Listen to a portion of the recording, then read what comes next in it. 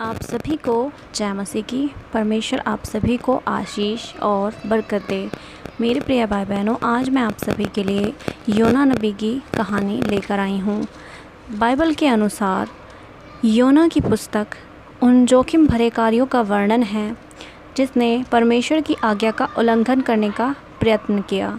योना एक ऐसा व्यक्ति है जिसे परमेश्वर ने नीनवे नगर में जाने के लिए बुलाया, लेकिन उसने परमेश्वर की आज्ञा का उल्लंघन किया और तर्शीश को चला गया।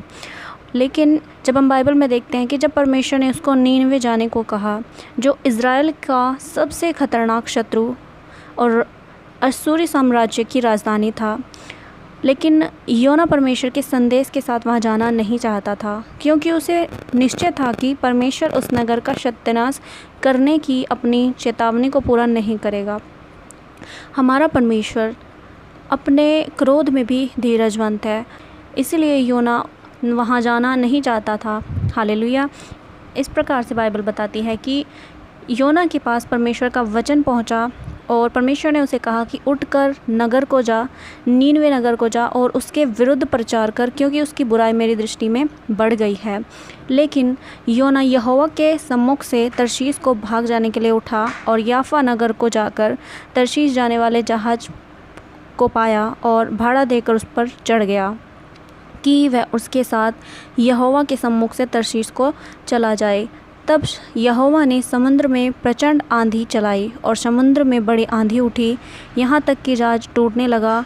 तब लोग अपने अपने देवताओं की दुहाई देने लगे और जो व्यापार की सामग्री थी उसे समुद्र में उठाकर फेंकने लगे कि जहाज हल्का हो जाए। परंतु योना जहाज के निचले भाग में उतरकर सो गया था और गहरी नींद में पड़ा हुआ था।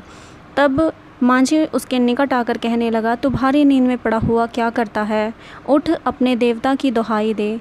संभव है कि ईश्वर हमारी चिंता करे और हमारा सत्यानाश होने से बच जाए। तब उन्होंने कहा, आओ हम आपस में चिट्ठी डाल लें कि यह विपत्ति हम पर किसके कारण आई है और इसे हम जान लें। तब उन्होंने चिट्ठी डाली और चिट्ठी योना के नाम पर निकली। तब उन्होंने उससे कहा कि हमें बता, यह विपत्ति हम पर किस कारण पड़ी? तेरा उद्यम का क्या है? तू कहाँ से आया है? तू किस देश और किस जाति का है? तब उसने कहा, मैं इब्री हूँ और स्वर्ग के परमेश्वर यहोवा जिसने जल स्थल दोनों को बनाया है उसी का भय मानता हूँ। तब वे बहुत डर गए और उससे कहने लगे, तूने ये क्या किया है? वे जान गए थे कि वह यहोवा के सम्मुख से भाग आया है, क्योंकि उसने आप ही उनको बता दिया था। तब उन्होंने उससे पूछा, हम तेरे साथ क्या करें जिससे समुद्र शांत हो जाए? उसने कहा कि मुझे उठाकर समुद्र में फेंक दो, तब समुद्र का तूफ़ान शांत हो जाएगा, क्योंकि मैं जानता हूँ कि ये सब विपत्ति मेरे ही कारण आई है।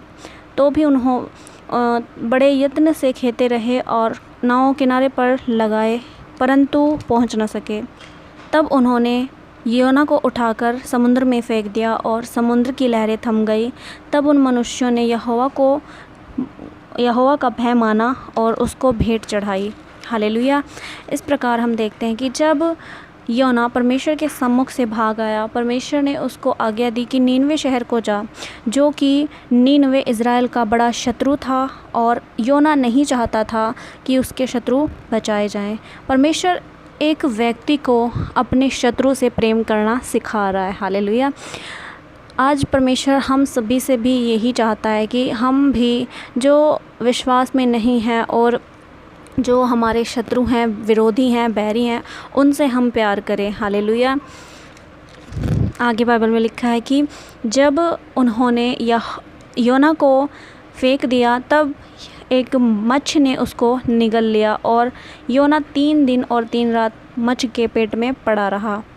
तब योना ने उसके पेट में से अपने परमेश्वर यहोवा से प्रार्थना करके कहा, मैंने संकट में पड़े हुए यहोवा की दुहाई दी और उसने मेरी सुन ली। अधोलोक के अधर में से मैं चिल्ला उठा और तूने मेरी सुन ली। तूने मुझे गहरे सागर में समुद्र की थाह तक डाल दिया और मैं धाराओं के बीच में पड़ा रहा। तेरी भड़काई हुई सब तरंगे और लहरें मेरे ऊपर बह गई। तब मैंने कहा, मैं तेरे सामने से निकाल दिया गया हूँ, मैं कैसे तेरे पवित्र मंदिर की ओर फिर ताकूँगा।